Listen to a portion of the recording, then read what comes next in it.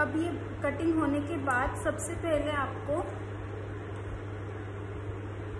इस तरीके से ये ओपन कर लेना है, ठीक है। ध्यान रहे ये मेरे कपड़े का फ्रंट साइड है, तो मैंने फ्रंट साइड फ्रंट के ऊपर इस तरीके से रखा है और अब मैं यहाँ से स्टिच कर दूंगी, ठीक है, ताकि नेक फिनिश हो जाए। आप बायस पट्टी लगाकर भी नेक फिनिश कर सकते हैं या फिर इस तरीके से भी नेक फिनिश कर सकते हैं।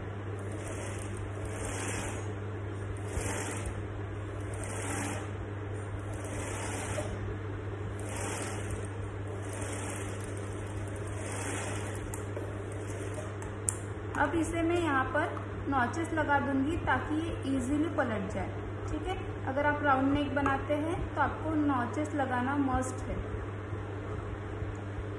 इसे पलटकर एक बार आपको आयरन कर लेना है, ठीक है। सेम इसी तरीके से हमें बाकी के पार्ट्स भी जॉइन कर लेने हैं।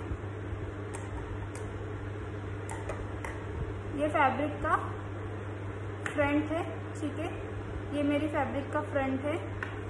तो इस तरीके से एक दूसरे के ऊपर रखकर हमें यहाँ से पूरा इसे स्टिच कर देना है, ठीक है। 1 सेंटीमीटर की दूरी पर ये स्टिच कर देंगे।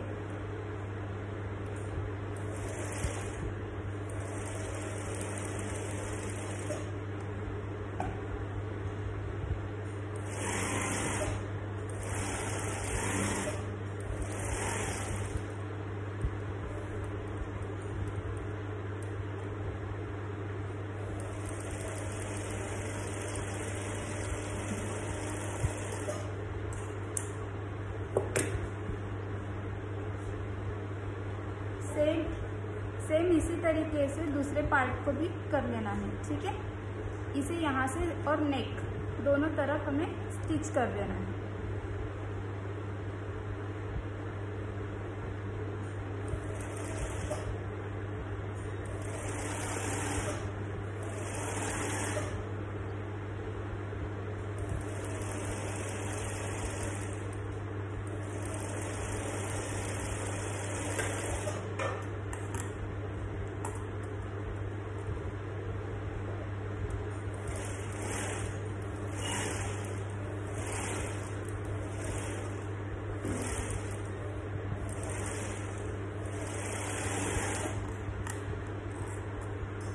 इन सारी जगहों पर अब नॉचेस लगाकर, ठीक है, नॉचेस लगाकर हमें इसे पलटाकर एक बार आयरन कर लेना है। इस तरीके से सारे पार्ट्स को हमें आयरन कर लेना है, ठीक है। अब आयरन होने के बाद हमें इसमें पाइपिंग अटैच करनी है, तो आप इसके लिए पाइपिंग लेस भी ले सकते हो या फिर आप इसमें भी पाइपिंग बना सकते हो। मैं डायरेक्ट लेस ही अटैच कर रही हूँ। तो इस तरीके से ये रखकर अब यहाँ से मैं स्टिच कर दूँगी।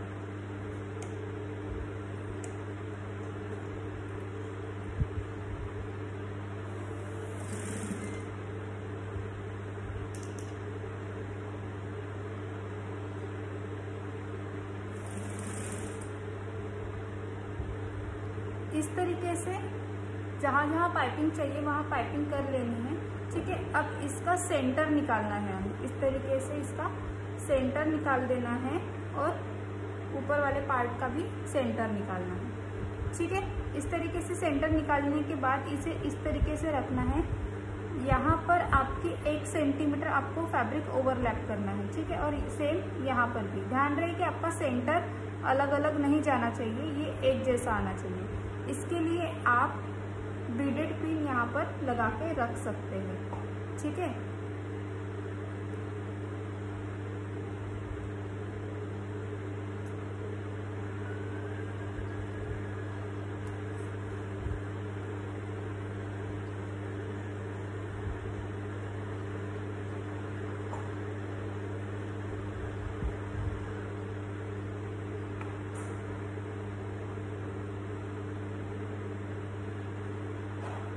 इस तरीके से ये रखकर आपको बस अभी यहाँ से स्टिच कर देना है, ठीक है।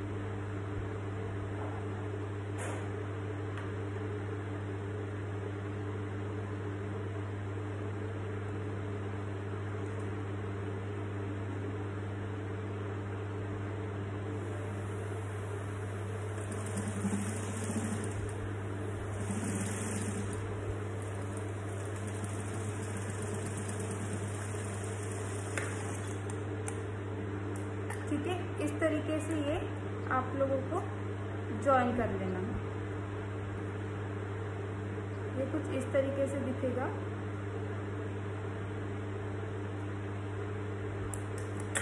अब हमें इसके शोल्डर जॉइन कर लेने हैं बैक के साथ, ठीक है। मैंने बैक नेक पर भी यहाँ पर पाइपिंग लगा ली है। अब इसे इस तरीके से एक दूसरे के ऊपर रखना है, इस तरीके से, और यहाँ से सीधा स्टिच कर देना है।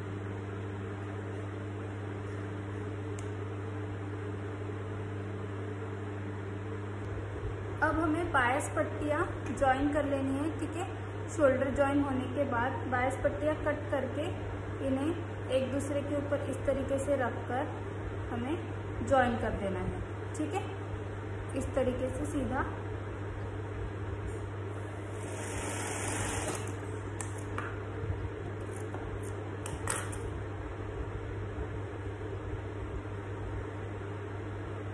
अब हमारा शोल्डर जॉइन हो गया है।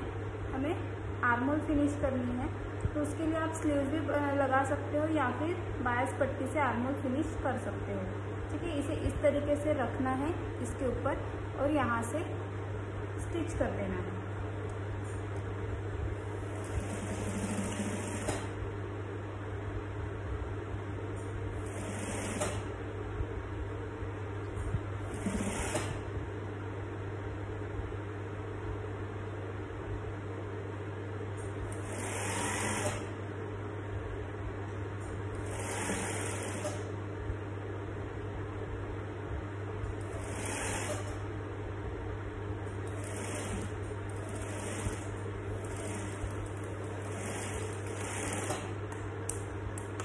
इस तरीके से स्टिच होने के बाद एक्स्ट्रा पट्टी कट कर देनी है और पट्टी को इस तरीके से पलटकर, पूरा अंदर पलटकर हमें यहाँ से स्टिच कर देना है।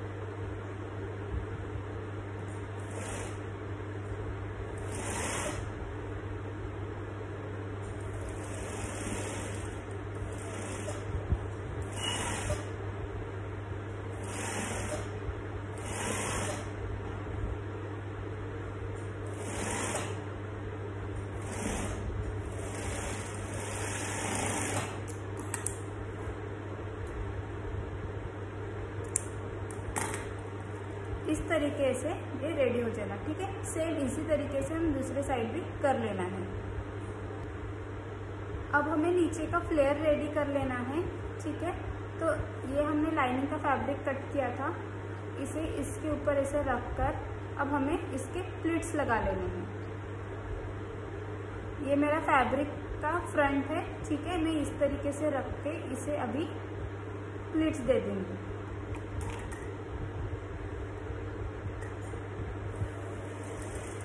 ध्यान रहे कि आपको 4 सेंटीमीटर तक के प्लेन ही लेना है और फिर बाद में इस तरीके से नाइफ प्लेट डालते जाना है। आपको ये पूरा फैब्रिक कवर करना है। मैं इसके भी प्लेट्स लगा लेती हूँ। ओके, इस तरीके से हमें फ्लेयर रेडी कर लेना है। अब हमें इसे जॉइन कर लेना है, ठीक है। ये मेरी बॉडी रेडी थी। इसे इस तरीके से इसके ऊपर रखकर इन दोनों को एक दूसरे के ऊपर रखकर यहाँ से स्टिच कर देना है।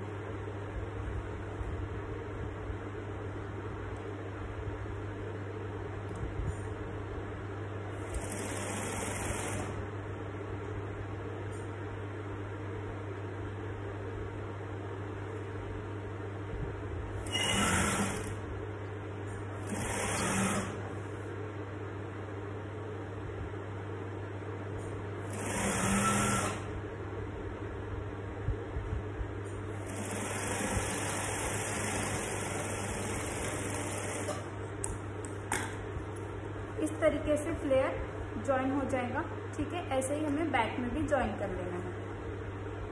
ओके, ये फ्लेयर जॉइन हो चुका है। अब हमें फ्रॉक को पलटकर साइड सीम जॉइन कर लेना है। इस तरीके से एक के ऊपर एक रखकर हमें 4 सेंटीमीटर की दूरी पर स्टिच कर देना है, ठीक है। फिटिंग की सिलाई लगा देंगे।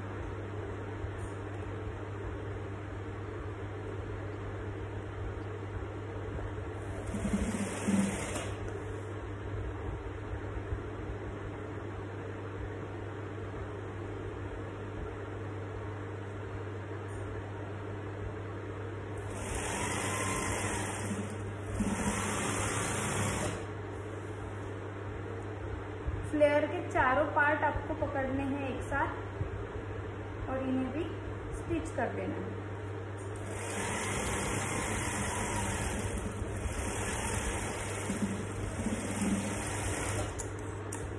अब इसी के थोड़ी दूरी में मैं एक बैकअप सिलाई लगा देती हूँ।